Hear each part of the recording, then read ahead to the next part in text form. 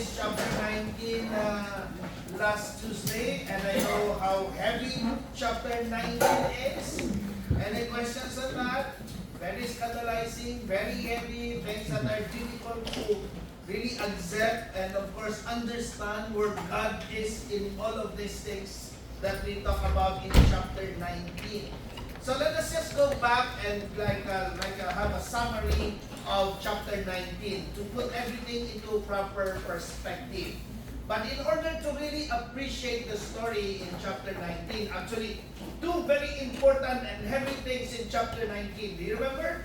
Number one, of course, how do we accept, of course, the decision of Lot giving, of course, his daughters to the men instead of course, giving the guests. Remember, it's we find out later on that it will be actually angels. How do we really reconcile that? And secondly, of course, I think heavier, what is that?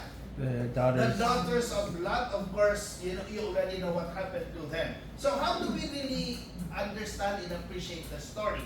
Well, first of all, remember back how many chapters ago, I believe chapter 13, remember when Abraham decided that him and Lot should separate ways, right? What was the reason? Why do they have to separate ways? Because, remember, they have a lot of livestock already, and there's not enough grazing area. That's why their servants are fighting with one another, right? That's why Abraham said, this should not happen amongst our shepherds in a way. Therefore, Lot, look at the place, choose which way you want to go. What did Lot choose? Go to the right, which is Jordan Plain. Do you remember how it was described? The book of Genesis will tell us, look at everything and look to the right, and you saw the Jordan Plain, how rich it was. That's why you will sense in Lot that he really wants to go to that land, like the last full intention of, wow, this is a good place for me. I will be here.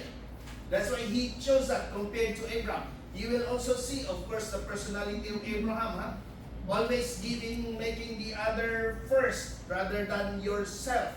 Okay? But Lot, no. What he was thinking, this is the best for me. In fact, remember that he is like a son to Abraham. If you're a good son, what would you do? Oh, no, you're my father. Father, go ahead, choose whatever you want. Right? And I'll just take whatever is left. But no, Lot said, when you look at it, he saw, wow, this is beautiful. I want to take possession of it. That's why Lot, we could sense in the flow of the story, that he really wants to settle in, what's the name of the place? Sodom and Gomorrah. Now, of course, you know, and he must have known what kind of place is Sodom and Gomorrah by that time. Okay? Remember, those were pagan territories. If you are Lot, and you are a believer of God, would you opt to stay in a place like that? No. But Lot, that is his intention. I want to go there. And I hope you realize in the beginning of chapter 19, notice, we were told that when the angels went to Sodom and Gomorrah, where was Lot? Where do we find him? Sitting by the gate. Okay? Now, when you talk of gate, don't think about gate of the gate like what we have. We open the gate, okay? When we talk of gate in the Hebrew culture during that time, it's not just a gate. Gate is a place of where the elders sit, the authorities sit, in order to address concerns of the community. Therefore, when the Bible says in the book of Genesis that Lot was sitting by the gate, that means Lot by this time is already somebody of authority in Sodom and Gomorrah. Are you following me? Yeah. Now, think about that, my dear friends. Think about that. If Lot is now like an elder in Sodom and Gomorrah, and Sodom and Gomorrah is a pagan territory, how do you imagine Lot? He compromised himself. Very good. This is a very good example of this is common amongst us. Okay? Believers by name, but don't live like a believer. Are you following me? by name, we believe in God, but our life, the way we live our lives, is like we are not believers in God. Lot professes himself to be a believer, a Hebrew, and yet the kind of lifestyle he has is pagan. By the mere fact like this already in sitting by the gate. That means he is one of the elders of Sodom and Gomorrah. And aside from that, notice, it also says, remember that Abraham and Lot, they are, how do you call that, nomads, sojourners. But Lot, notice, he will not be like that anymore compared to Abraham. Abraham will be continuously moving because the command of God to him is, go to a place where I will show you. So wherever God leads him, he goes. That's why Abraham is a man of the tent. Are you following me? Yes. Notice in chapter 19, he says, when Lot saw the angels, what was the reaction of Lot? When he saw the angels coming, actually the guests, okay, not yet angels, right? When he saw the guests coming, just like Abraham, what was the reaction of Abraham when Abraham was in the tent? And then he saw the 3 men, strangers passing by. What did he do? Came out. And then even to the point of begging them to enter. And I was telling you, of course, that that's how hospitable Abraham is. But at the background, don't ever forget that in a Hebrew culture, the second thing to do is hospitality. It's a sacred duty for them. That's why Abraham, in a way, is like that. Okay? Hospitality. That's why I was telling you, remember, for of all the acts that Jesus did, what did he do? Washing of the feet. Why? Because that's the first hospitality you can show to a guest. Because for them, it's a sacred thing to take care of guests and strangers. You have to be really hospitable. That's something sacred for them. That's why I noticed that Lot sitting by the gate, and when he saw the 2 angels, the 2 men, remember, he approached them and said, "Come and stay with me." Notice, for the very first time, he says, "Please, my lords, come aside into your servant's house for the night." So what does that mean? To say, for Lot to say, "Come into my house." So what does that mean? Lot already settled in Sodom and Gomorrah. He's no longer living in a tent. Not like Abraham until now still in the tent. He will continue with traveling. That's why Lot is already in practice.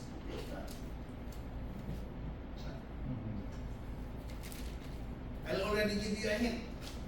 All of these things that I will be doing, very pagan. So you might be thinking, why did he do that? Why did he do that? Because he believes in God, and yet he behaves like pagan. He's giving his daughter. That's why he's not giving the men. Why? They are guests. And for the Hebrew, it's a solemn vow to protect your guests even until risking your life. But for the pagans, it's okay to be like having sexual relations. Are you following? Yes. That's why you can see in the person of Lot, is really very pagan in his practice. Well, that's not something alien to us, right? Even us are guilty of that, right? I'm a believer of God, but my life doesn't profess it. My life doesn't conform. Just like Lot.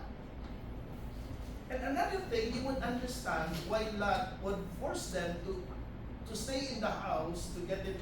Because if you remember the story, when Lot told them, "Please come, stay in my house. I'll prepare everything for you." What did the men say? Where were they planning to stay? You still remember? Huh? In the town square. In the town square. But Lot, being an elder, just allow, the Bible doesn't say he's an elder, huh? But I mean, for him to be sitting by the gate, he's a leader. Okay? Now, just allow me to say that so that I can easily express it. Being an elder of the place, knowing the background of the place, think about that. If these strangers will be sleeping in the plaza square, town square, what do you think will happen? They'll be They'll be there. So Lot knowing, he said, oh no guys, don't sleep there. There'll be trouble tonight. I know this man. I'm an elder here. So you better be safe. Oh, true enough. True enough, right? I can imagine Lot during that night. He must be saying, I was not mistaken. See, if I allow these guys to sleep there, they'll be on their own there, knowing my town mates or whatever he calls them. Because he is now living in Sodom and Gomorrah. He is not anymore a stranger. He's already living there. That's why you would understand that on that night. Oh, by the way, one of the contexts we must also remember in understanding chapter 19. Remember why were the angels going to Sodom and Gomorrah? Why? What's the reason? destroyed. Destroy, but there's a condition. We are going to check, verify, because God has already decided to destroy. So it's actually, God is already decided, but guys, verify if the reports are true. So what does that mean? Oh, the report was not just verified. Very clear.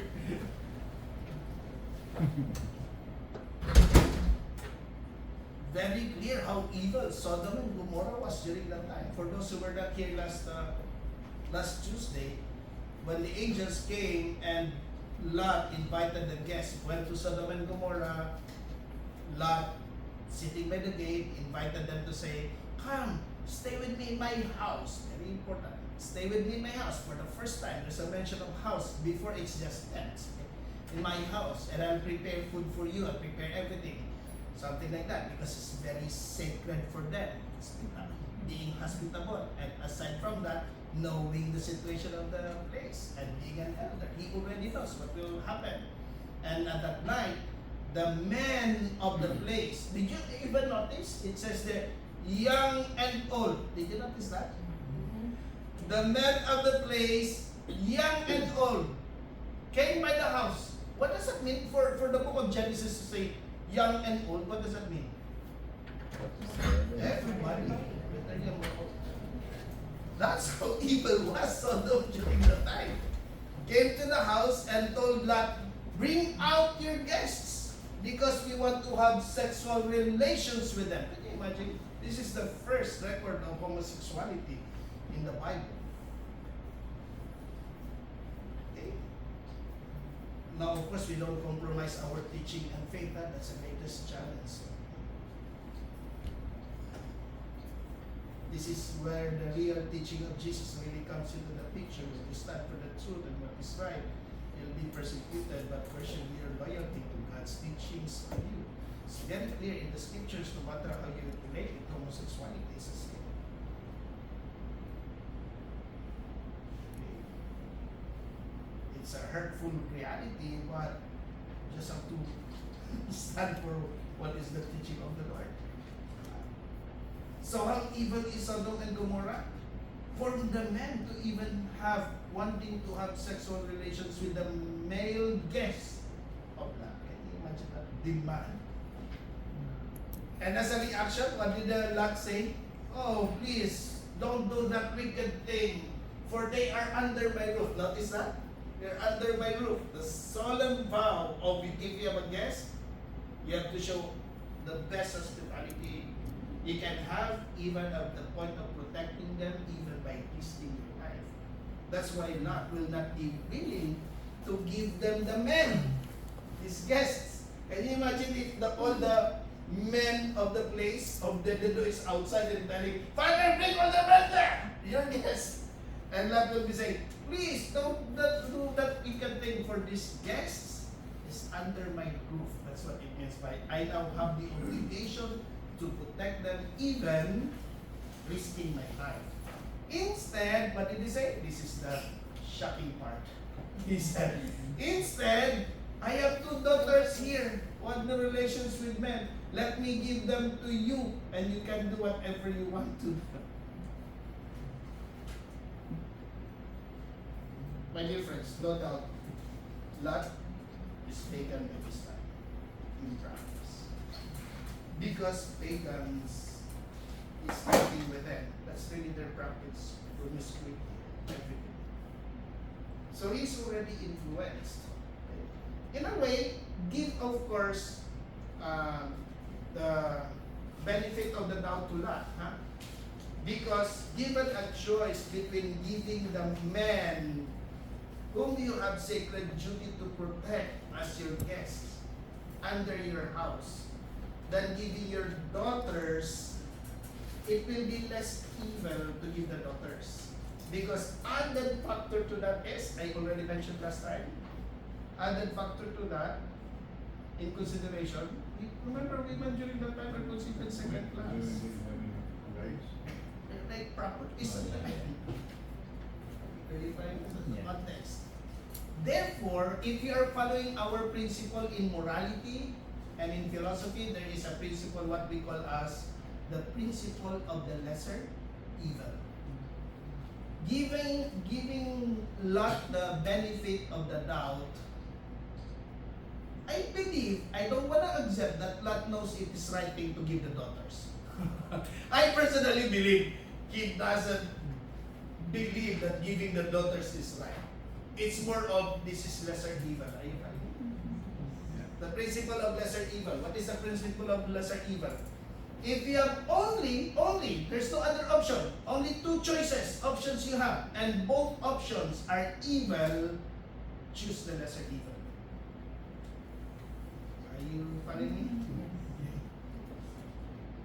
But remember that the principle of the lesser evil still remains to be evil, huh? It doesn't mean that when you choose the lesser evil, it's already approved. No, it is still evil. Are you following me? Yeah. What's the difference? Culpability.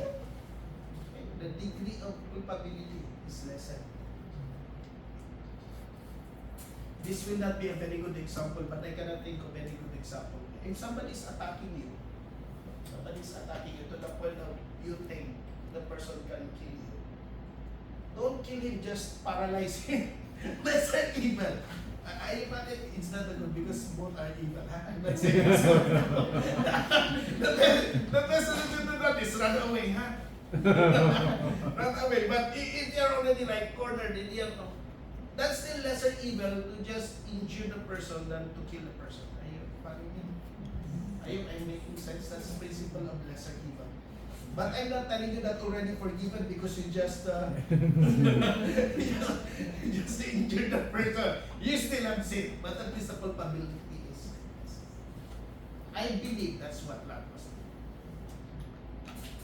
I cannot accept that Lot is thinking, it's okay to give my daughters. I believe as a father and as a believer of God, still believes that it is wrong. But between giving the men and giving, this is lesser evil. Yes. So that's one. Any questions on that? Because I know that's very heavy, so I wanted to go back to that and put things in context. That's very scandalous, right? Very heavy. I'm sure last Tuesday you went on like, boy, what is that? Not giving his daughters, but at the end of the day, it's still evil. How sad what happened to Lot, that he really stayed in Sodom, built a house there, settled, which is a symbolism of he already imbibed the pagan belief. In fact, to be a leader, that speaks a lot. To have a house in Sodom and Gomorrah. He couldn't just be passing by, just like Abraham, but no, he decided to settle in Sodom. Can you imagine that, by the way, being a believer of God and being an elder of a pagan community? What do you think will be the principles and laws he will be applying? Because the rules of the role, one of the important roles of an elder in the community during that time is to settle problems among family members, among community members. That's the number one. That's why elders are always seated by the gate. When you say gate, as I said, it's not just a gate, it's normally a building. Okay? It's like a building where you can enter, there will be rooms, there will be offices. That's by the gate. Okay? So I can't imagine Lot being a believer of God and yet being a leader of a pagan, being an elder of a pagan. How impossible. Now I think with the context, okay, so the next scandalizing part for those who were not here last Tuesday is, so of course, true enough, the angels saw how evil Sodom is. That on that night, the men were demanding from Lot to bring them out, to have sexual relations with them. Okay? And when Lot did not agree to that, of course, what happened? Of course, the angels came to the picture, right? By the blinding light, you already know the story that night. And then told Lot, go, you and your sons, okay? By the way, I want to underline something there. I don't think. Notice here, in verse 15, is that verse 15? Oh, 14. So Lot went out and spoke to his sons-in-law because the angel said, leave all of you in the house, in your household, daughter, your wife, your daughters, your sons-in-law, leave this place, go, because God has decided they must have, it's like they will report to God, it's true enough. You're asking us to check if it's true, the report of how evil Sodom is. Look at what's happening tonight. And so he said, so Lot went out and spoke to his sons-in-law who had contracted marriage with his daughters. Come on, leave this place, he told them. The Lord is about to destroy the city. Now notice the reaction of the sons-in-law. But the sons-in-law thought he was joking. How do you interpret that? The sons-in-law is saying, are you serious? Because they know already Lot. Lot doesn't behave like there is God. And now all of a sudden you're talking about Lord. Are you joking? So that's an indication for us that true enough, Lot in his lifestyle is not a believer. It's just by name.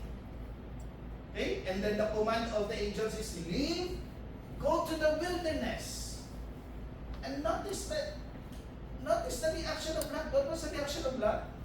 When he was told, go to the wilderness. He wants to stay closer to. He said, can I go instead to the small city? Notice the mentality of Lot. It's not anymore like Abraham. Abraham, if he will be the one commanded by the angels to go to the wilderness, what will Abraham think, you think? What will be going on in the mind of Abraham? He will say, boy, this is wilderness, but there must be a reason why God is asking me, these angels are telling me. But Lot, no. Please don't let me go there. That's I go there, I will like, can I go to the city? He's now city boy. Yeah. He now thinks. He's not anymore like Abraham who's completely trusting God. He has already a pagan behavior. He doesn't anymore just trust on whatever God says. God has a better plan. He already is using his. For a person to always make decisions according to what he thinks is pagan. Okay? Maybe it's good to go back to ourselves and reflect. If we are the type of person whom in all our decision makings, what we do is, this is it. I think this is it. You know, as believers of God, at the end of the day, this is it, but what does God really want? This is the good thing. I'll do this. This is the good. But Lot, not anymore. I'll go here. So, but good for the angels, huh? What did the angels say? Okay, just go ahead. No wonder what will happen to Lot and his daughters. Because he's the one making solution to his problems, not God. No wonder perhaps Lot and his daughters found themselves just by themselves. Because it's their solution. You follow me? That's why they will be, this is the next, as I was mentioning, this will be the next heavy thing in chapter 19. So they run to Zoar, right? Because Lot bargained with the angels. Don't let us go to the wilderness. There might be wild animals there. We might die there. Rather, let me go to this small city. What's the name of the place? Zoar. It's called Zoar because it's a small city. Okay? Zoar means small. Okay? So, when they get there, notice the command of the angel, don't look back. What again is the meaning of not looking back? Don't think of just looking back like physically looking back, right? To look back means, even in our ordinary day-to-day expression, right? When you look back, which means you cannot let go. For the angels to say, you run away, get out of Sodom and Gomorrah, don't look back, it means let go of everything.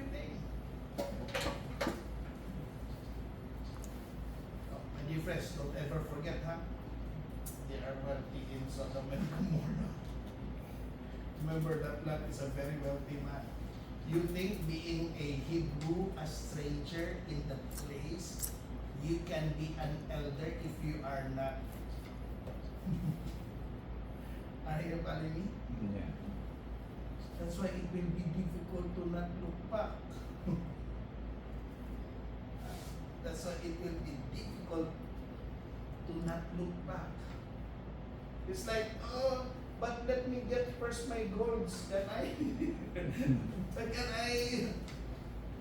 And we're not just talking about possessions, They're also talking about traditions. To look back is to leave Sodom and Gomorrah behind. Not to look back means to leave Sodom and Gomorrah behind. It was difficult to remove Sodom and Gomorrah in the system of Lot, especially of his wife. Fast forward, Israelites, remember? When they leave Egypt, it's the same story. How long again were they in Egypt? 200. Slavery, 400 years of slavery. Total number of 430, right? That's why I was telling you, remember they will be in the desert for how long? 40 years. Remember what the Bible is telling us? Why were they 40 years in the desert? Because God was removing Egypt from them. It's difficult to remove Egypt from them. That's why actually all the adults, when they leave Egypt, will die in the desert. Only the young generation. And two, let me see if you remember, only two of the adults will enter. Joshua and Aaron? Caleb. Why did they enter? Not even Moses, Not even Moses will enter the promised land. Why did the two enter? Everybody will die. All the adults, 21 years old above, will die in the desert. The Israelites who will enter the promised land will be the new generation, the next generation.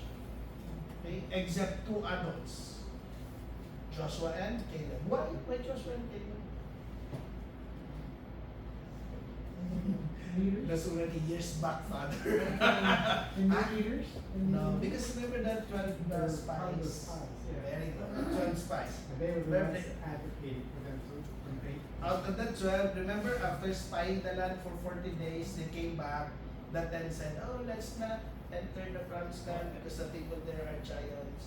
Joshua and Caleb said, no, we are entering the promised land because God told us. Therefore, the two means they really are faithful to God, trusting in God. They are Jews. They are still behaving like believers of God, unlike the others. No, they are giants with God. So that's a big difference between believer and pagan. Believer is somebody who behaves like really everything we do is not because we can, but because God is with us. That's practically what will happen in the desert. That's why it's a continuous test of faith. Right? It's a continuous bringing them back into trusting God.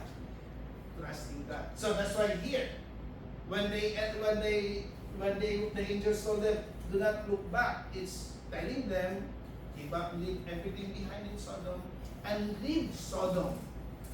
Don't carry Sodom with you. Okay? But the wife could not do that. She's like, oh, but our properties are there. And everything. That's why she was turned into Saul. Now, the next story is that they are already in the cave, hiding in the cave, and it's only Lot and his daughters. So Lot was getting old, and what was the problem with the daughters again? Boy, our father is getting old, and there's nobody here. We will all die here unless we have our own babies. So what did they do? They intoxicated their father, right? Gave him wine up to the point that he's already wasted. And the first night, the firstborn slept with her father. Okay? And then the eldest said, okay, last night it was me. Tonight, let's give wine again to our father and sleep with him. They got pregnant. So again, what does that mean? If Lot behaves like pagan, how much more the daughters? They're born and raised there. Born and raised in Sodom, in Gomorrah. That's why their practice is like that. What are the names of the children?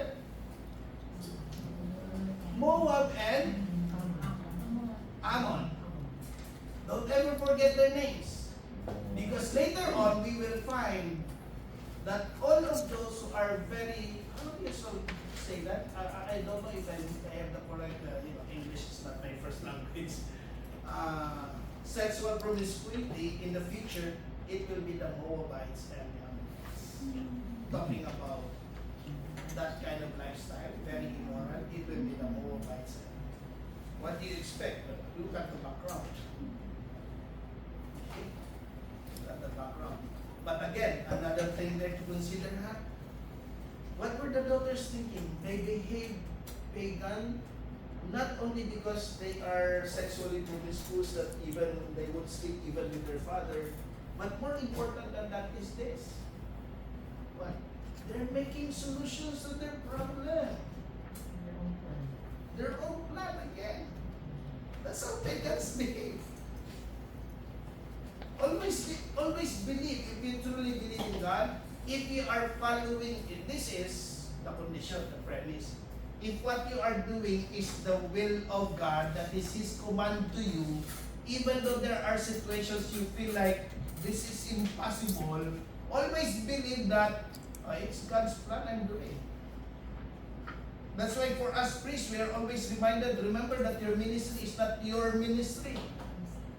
I'll give you an example again. I'm sure I have shared this with you already in the past. Remember I was telling you that before I came back again here in 2018, I was assigned in a remote island back in my former diocese. Now I am told, I always say my diocese back in the Philippines, but of course, I'm ex-cardinated already, right? Incarnated here. So one time somebody approached me, why do you still say you say your diocese? This is now your diocese. Okay, so my former diocese, it's really a remote island. I mean, we are not looking down at the people, at the place, it's within capacity. Building the church at the time when I was there, it's just impossible. Everybody's telling me, where do we get the money, brother? Even if we give you all our money, we can't build that thing you are thinking. At the end of the day, what did they say? Oh, we'll just do it. Let God take care of it. 3 years time, it's built completely before I left. Even them could not believe. How did we build this? Looks impossible. Not our solution. God will give us the way. But no, most of the time, we give solution. It is my project. This is what I'm doing. Okay, just in the will of God. The daughters, I don't know what will be I don't want to make my own version of the story. But I just wonder, if the daughters of Lot and Lot himself are really completely trusting in God, I wonder what could have happened that time. I'm sure there could have been something. Maybe all of a sudden there will be men around. You know what I mean? From nowhere. I'm sure the daughters will say, oh, where are these men coming from? But no, they want to make a solution of their own. Well, let's sleep with our father.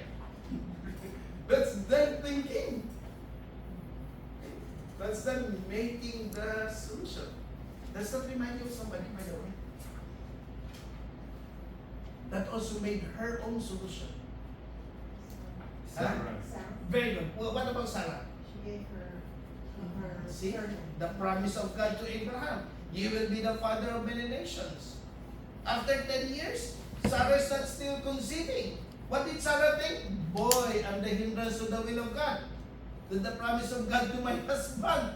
That my husband will be the father of many nations. And here I am, 10 years after the promise of God to my husband, I'm still not getting pregnant. So what's the solution of Sarah? Sleep with my servant Hagar. That's why you have Ishmael. What did God tell him after some time? Not with your servant, Sarah. Oh my gosh, Sarah, why are you making solutions to my problem?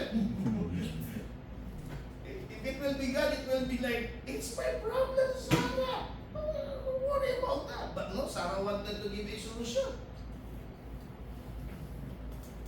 Was her solution became, solution? Right? Still, Sarah will have, God said, not with your servant, but with you really, Sarah. That's what we will find out in the next chapter. Okay. So I hope that clarified chapter 19. Clear so far? Okay. Makes you feel a little light this time. I know you left, you was just looking at you. Boy, these people must have been scandalized by this chapter. This is too heavy. Okay.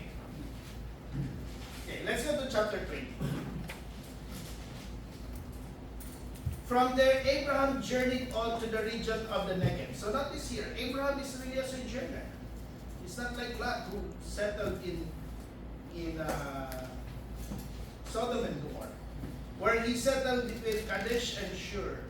While he resided in Gerar as an alien, now it's a little surprising why Abraham would go to Gerar. Because Gerar is again not a Hebrew territory, not as the promise. You know, he's already in the land of Canaan. Okay? But he left Canaan and went to Gerar. Abraham said to his wife Sarah, "She is my sister." So Abimelech, king of Gerar, sent and took Sarah. Remember, this happened already in the past with the Pharaoh. Okay? But God came to Abimelech in a dream one night and said to him, "You are about to die because of the woman you have taken, for she has a husband." Okay, for those who just joined us, why again is Abraham telling everybody and telling Sarah that when you introduce me, don't tell them that I am your husband, but rather I am your brother. Why again? Because the Bible tells us Sarah is very, very beautiful. Okay. Sarah is very, very beautiful, that Abraham is worried that every time they travel and enter a city, especially if a city is pagan, the men will fall in love with Sarah, but since she is married, they will kill Abraham in order to get her. That's why Abraham said, "Sarah, every time we enter a city, don't tell them that I'm your husband. Tell them that I am your brother, so that my life will be spared." Okay? He's doing it again here. Abimelech, who had not approached her, said, "O Lord, would you kill an innocent man? Was he not the one who told me, 'She is my sister'?" She herself also stated, "He is my brother. I acted with pure heart and with clean hands." So in a way, Abimelech, the king, is not really guilty because he's not aware that Sarah is wife of Abraham. Because Sarah introduced herself to be sister of Abraham, and Abraham himself said, "She is my sister." That's why Abimelech took her. God answered him in the dream, "Yes, I know you did it with a pure heart. In fact, it was I who kept you from sinning against me." How beautiful that line. I mean, God knows that Abimelech is innocent. That's why God protected him. Can you imagine that? I mean, he's the king. He already took Sarah, obviously in the story. Right? He already took Sarah. But in the story, it is mentioned that nothing has happened between the two of them yet. And that's unimaginable. Especially if you're the king. You do everything you want. Right there and then. Even God is saying, "That's why I spared you from sinning." You know, people can judge us guilty or have anything, but always believe that God will always protect you when you are innocent. In His time. In His time.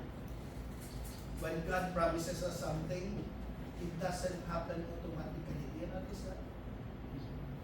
It's not the type of God who says, "Okay, I'm giving you this, tomorrow you already have it." Fast forward. Anyway, we'll read that in the next chapter.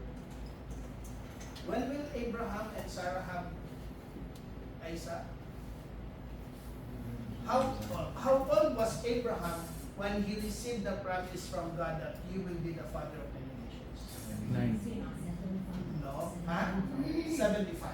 It was given to him at the same time when God said, "Leave your land and go to the place I will show you. I will make you father of many nations. I will give you reward," blah, blah, blah, blah. He was 75. Okay? 75. Ishmael will be born about 10 to 13 years. That's why Sarah gave already a solution to the problem. We are told that Isaac, we will see in the next chapter, that Sarah was already 90 years old when Isaac was born. Abraham was 100 years old. Notice the length of time. 75, the promise was given. Fulfilled, 100. How many years gap? 25. Always believe that when God promised us something, in His time. And there's a reason to that. Why do you think? Can you imagine if you are spoiled brats? Like we say, I think tomorrow it's already there. It's a test of faith.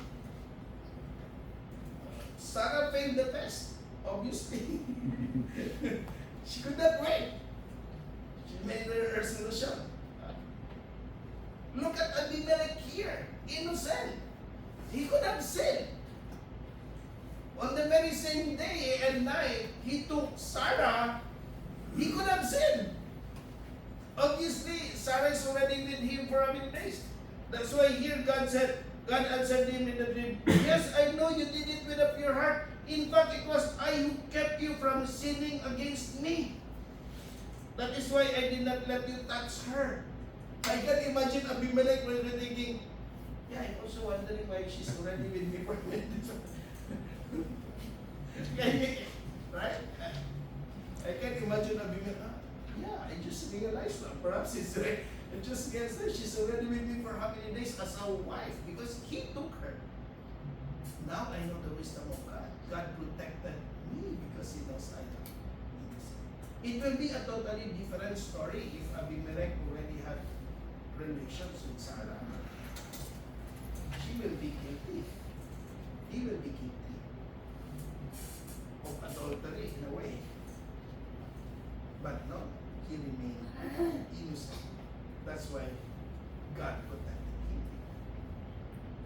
So now, return the man's wife so that he may intercede for you, since he is a prophet.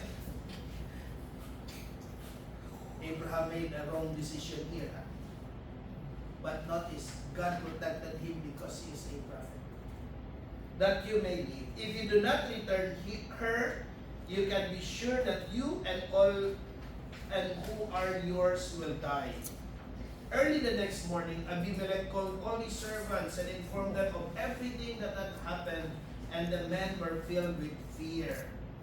Then Abimelech summoned Abraham and said to him, "What have you done to us? What wrong did I do to you that you would have brought such a great guilt on me and my kingdom? You have treated me in an intolerable way. What did you have in mind?" Abimelech asked him that you would do such a thing. Abraham answered, "I thought." Again, you can have a little trace of pagan in Abraham. I thought. It's the I. There would be no fear of God in this place, and so they would kill me on account of my wife. What does that mean? Let me read that again.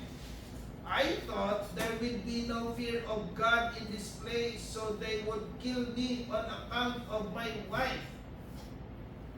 Because Gerar is a pagan territory. Are you following? We have been going there, like context of pagan. So people behave like pagan. So Abraham, he believes in God, but he's worried about people of the place are not believers in God. They'll kill me. But again, it's Abraham, not God, maneuvering the events. Besides, she is my sister, but only my father's daughter, not my mother's. And so this is what we have been waiting for. To clearly see that Sarah and Abraham really are brother and sister. Okay?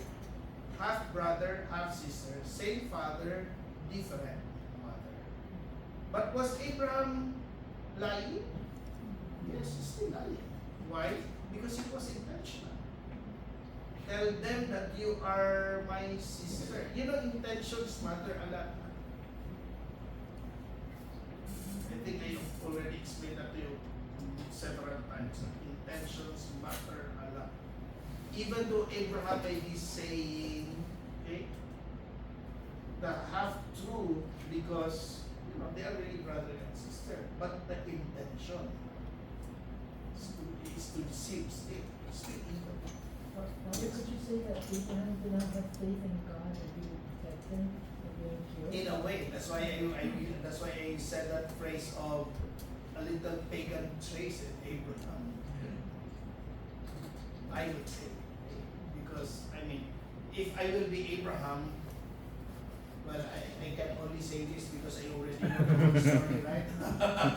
But if you're in the place of Abraham, it will be a totally different story. But me, looking at the whole story, he could have just trusted that, "Oh, you're my wife. Introduce yourself as my wife. God said He will protect us." When God sent me wandering from my father's house, okay, what does that mean? When God sent me wandering from my father's house, again, go back, leave this place and go to the land I will show you. Okay? From my father's place, okay, and then God let me wonder where I should be going. Okay, I asked her, "Would you do me this favor in whatever place we come to? Say, he is my brother." Then Abimelech took flocks and herds and male and female slaves and gave them to Abraham, and he restored his wife Sarah to him. Then Abimelech said, "Here, my land is at your disposal. Settle wherever you please." To Sarah he said, "I hereby give your brother 1,000 shekels of silver. This will preserve your honor before all who are with you, and will exonerate you before everyone." Abraham then interceded with God, and God restored health to Abimelech, to his wife, and his maidservants, so that they bore children. For the Lord had closed every womb in Abimelech's household on account of Abraham's wife, Sarah. So still the protection of God, even though Abimelech is in a way innocent, still anybody who does offense a man of God, God still punishes, but not the kind of punishment. I think we can end it to put this. Any questions so far? I am able to clarify that chapter 19. Give a little light to that. Although until now, of course, we still have questions, but still, that's But at least to set it from a certain perspective. That's one of the heaviest chapters. I actually intentionally just read it so that, because it's difficult to explain it if you don't have the bigger picture. So let me just give the story and let them worry about that. Let's see and put the bigger picture. Yes. Should this be the most scandalous part of? One of those. One of those. We have homosexuality